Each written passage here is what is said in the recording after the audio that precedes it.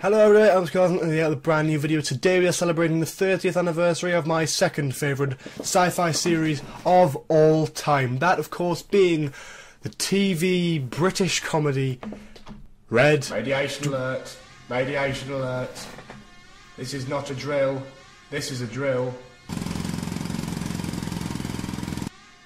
What the hell was that? George, there has been a radiation leak. All the crew are dead. What do you mean by crew? The crew of this planet, George. Oh, you've got to be kidding me. Everybody's dead. Everybody's dead, George. What, Adam? Everybody's dead, George. What, James? James can't be dead. Everybody's dead, George. And Tom? Gordon, Bennett, yes. Tom, yes. Everybody. Everybody's dead, George. Are you trying to tell me everybody's dead? Right, so... what's that?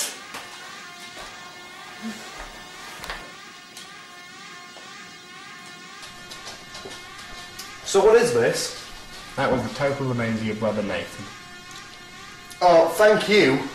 Deaths are deadly for human consumption after being left to radiation. So you will drop dead in approximately...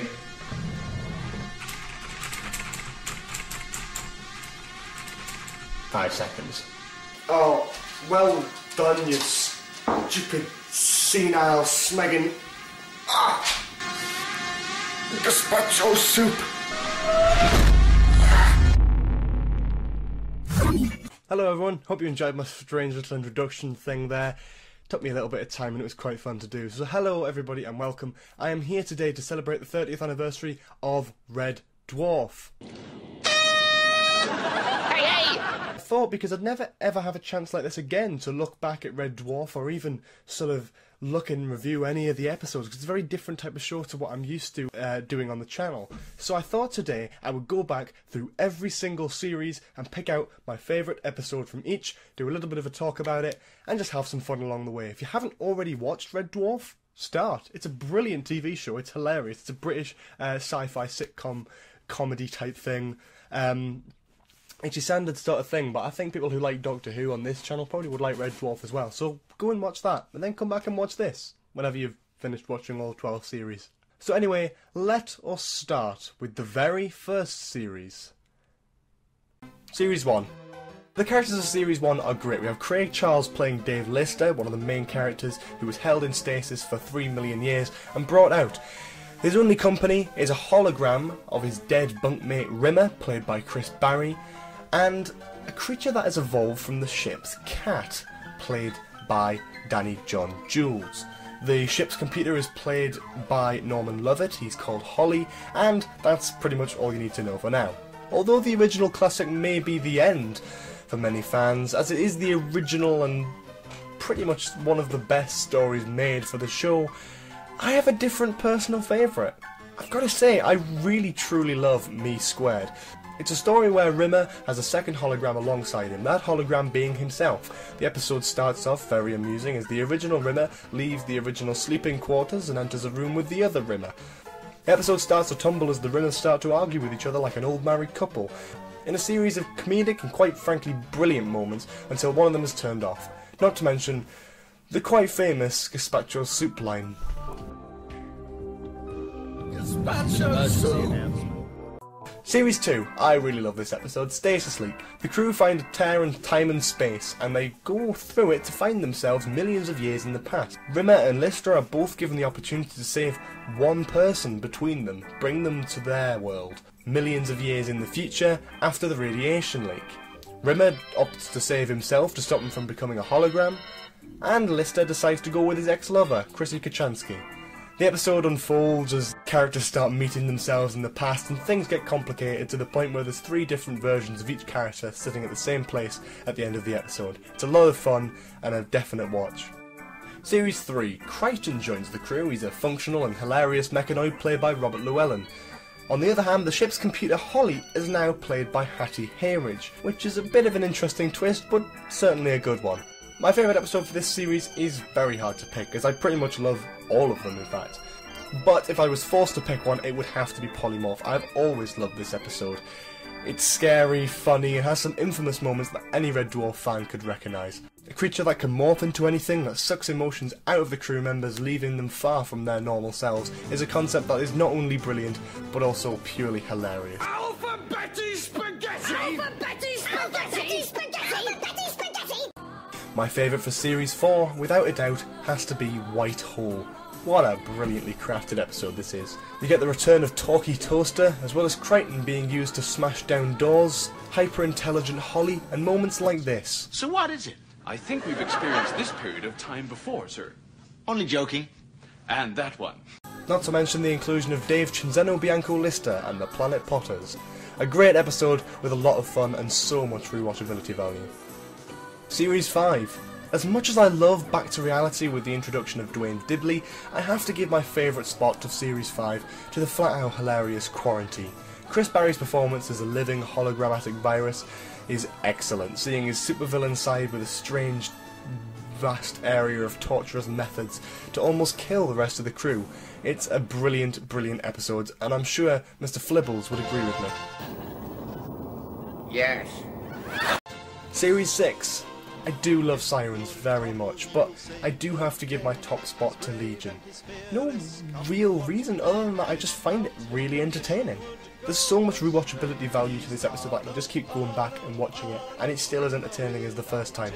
Rimmer gets turned into a hard light hologram, meaning he can now touch things, which is certainly a big changing moment for the entire series from now on in, as well as a few humorous moments at the dining table, as well as Crichton beating 7 bells of snag out of the rest of the crew. It's a lot of fun. Series 7. A very different type of series for the show, changing the structure and layout with the major inclusion of not having Rimmer. He's written out after the first 2 episodes of the series. The episode I love most in this series though has got to be Blue. It shows the struggles of Lister as he misses Rimmer, which leads to many hilarious different scenes and concepts, my favourite being this one. Oh, Arnold, man. Dave, don't ever leave us again. I won't. Do you promise? As well as this now infamous song to the Red Dwarf universe.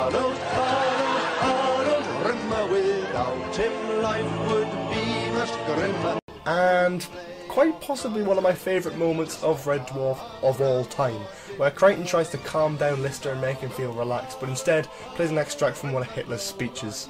Just relax.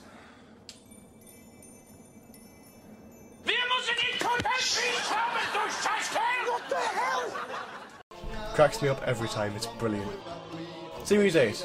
The rest of the crew have been recreated by nanobots, including Rimmer, and the remaining crew gets sent to the brig, a massive prison part of the ship. My favourite episode is undecided between 2, so I'll briefly talk about them both. Cassandra's my first choice as it deals with a computer that can see into the future. This leads to many different aspects of comedy and just different loads of themes and scenes and just, it's just great, including Rimmer trying to protect himself from impending death. All the canaries will be dead within 1 hour, except for Rimmer. Yes! Who will be dead in 20 minutes. It's just a classic.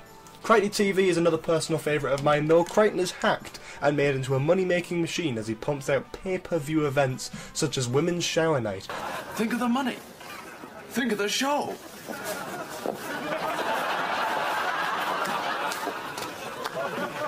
The performance of Robert Llewellyn in Series 7 and 8 is purely brilliant. He's definitely at his best in these series.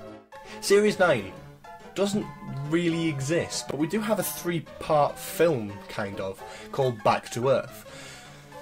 I do kind of like this, but it's not great. I feel like they're trying to capture something that's died a long time ago, but thankfully this is completely corrected by Red Dwarf Series 10. The comeback after a long hiatus was certainly a risky move, but definitely a move that paid off. My favourite episode of this 6-part series was certainly Fathers and Sons. The concept of Lister sending himself Father's Day cards, then getting blind drunk to celebrate, is just purely hilarious. But it's not as good as Lister trying to teach himself a lesson by throwing his own guitar out of an airlock, and other wacky hijinks along those lines. The episode has a lot of funny and classic moments with a slightly dramatic conclusion which works very nicely.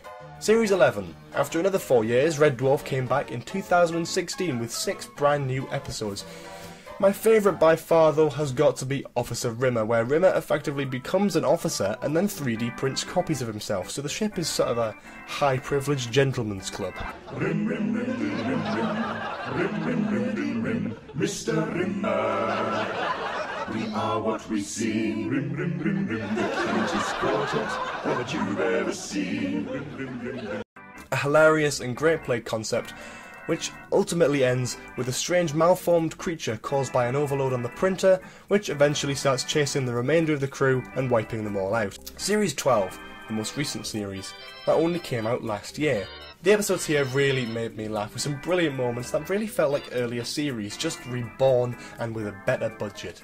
The cameo of Talkie Toaster, as well as Holly and Captain Hollister throughout the series, made for a really entertaining watch. But focusing on my favourite episode, it's gotta be Skipper. It's a really basic, flat-out concept. Rimmer decides to get a machine that jumps around different universes to see if he can live in a better dimension. He finds himself coming across some old faces as well as some new, and it's quite fun. Not to mention the pure nostalgia in this episode, which could grab any Red Dwarf fan and make them grin like the Joker. Norman Lovett makes his return as Holly after many years of not playing the part. When is this? Where am I? It's Monday, and you're in a corridor. As well as Mac MacDonald, who played Captain Hollister. These two hadn't appeared since the late 90s in Series 8, so it was certainly a welcome and exciting surprise to see them reprise their roles for what could be the very last time. The recreation of Everybody's Dead Dave with Rimmer and Holly was just brilliant and hilarious, and any other lines repeated by Norman really set the whole thing off. Not to mention the characters returning to the original bunk room, last seen in Series 2 of the show in 1988. That kind of surprise to a finale of a series is very exciting and makes for such a brilliant viewing experience. What reality is this?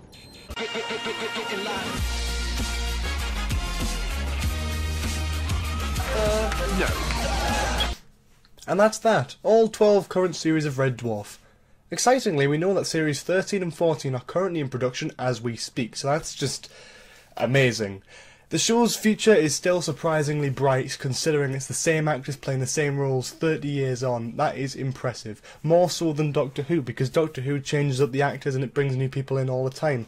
Whereas this, it's 30 years, and it's the same people are still willing to come back and keep doing it, and that is just amazing. I'm also happy to say I will be attending the Dimension Jump 20 event at the end of this year, which is a Red Dwarf convention, and obviously because it's the 30th anniversary, I'll be doing a vlog while I'm there, hopefully getting loads of pictures and videos and stuff, and just sort of show you what it is, because it looks to be a pretty good convention. I'm certainly happy to show you all what it'll be like. So that's pretty much it. If you're new to the channel, please do not forget to subscribe. That'd be great. We're almost at a new amazing milestone. But in the meantime, thank you all so much for watching. If you enjoyed this video, make sure to leave a like, comment below for any more suggestions in the future, subscribe if you haven't already, please check out the store, Twitter, and have a lovely day. I will see you all next time. Bye bye!